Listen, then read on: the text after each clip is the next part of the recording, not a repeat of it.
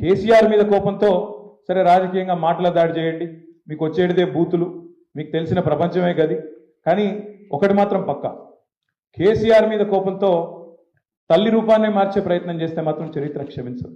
తెలంగాణ తల్లి రూపాన్ని మార్చే ప్రయత్నం నాకు తెలియక అడుగుతా, వాళ్ళ భారతదేశంలోనే అత్యంత సుసంపన్నమైన రాష్ట్రం, నా లెక్క కాదు, రిజర్వ్ బ్యాంక్ ఆఫ్ ఇండియా లెక్క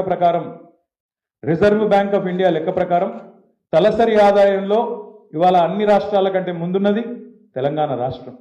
అట్లాంటి తెలంగాణ రాష్ట్రం, సుసంపన్నమైన రాష్ట్రానికి తల్లి, తెలంగాణ తల్లి మూర్తిభవించిన ఒక దేవతలాగా కేసీఆర్ గారు, అదేవిధంగా తెలంగాణ ఉద్యమంలోని పెద్దలు ఆనాడు ప్రతిష్ఠించినారు 2007 సంవత్సరంలో.